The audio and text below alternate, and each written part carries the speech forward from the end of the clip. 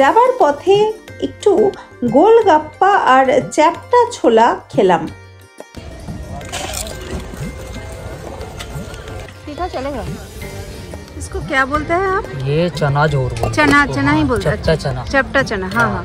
वो चना रहता है उसको बेलन में रख के पटे में खाया मैंने ये पहले।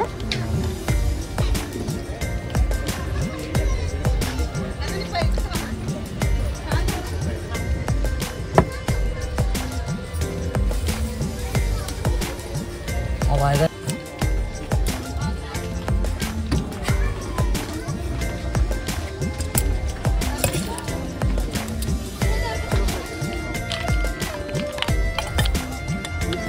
आता ही है एकदम।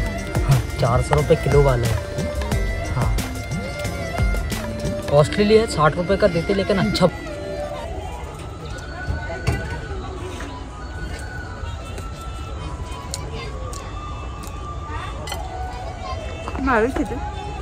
कैसा बना दीदी? अच्छा है। চ্যাপ্টা ছোলা, কাবলি ছোলা চ্যাপ্টা করে আমাদের কলকাতার বড় বাজারে এগুলো পাওয়া যায়। এটা একটা স্ন্যাক্স এবং হেলদিয়ার ভার্সন স্ন্যাক্স। কারণ ইউজুয়ালি কি হয়, মানে আমাদের কিছুই নেই, ছোলা তো খুব ভালোই খাবার, ছোলা বা ছোলার ছাতু ইত্যাদি, যাই হোক এটা একটা ভালো খাবার।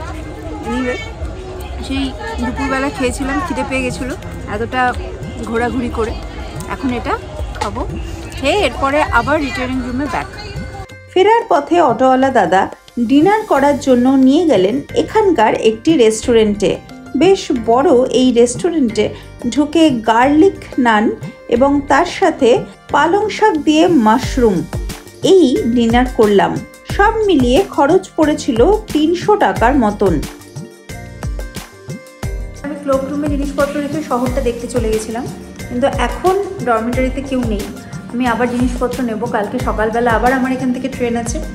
তো আমি এখন একটা বিছানায় আর কি থাকবো কিছুক্ষণ শুয়ে। এখন তো প্রায় 9টা মতন বাজে, কালকে সকাল 5:30টায় ট্রেন, মোটামুটি কিছুক্ষণ ঘুম হবে, একটু ফ্রেশ হতে হবে। যাই হোক আপাতত কেউ নেই, আমি জিজ্ঞাসাও করলাম, তো রুমে আমি একাই থাকবো। যাই হোক আজকের পর্বটা কেমন লাগলো আমাকে কিন্তু অতি অবশ্যই জানাবেন।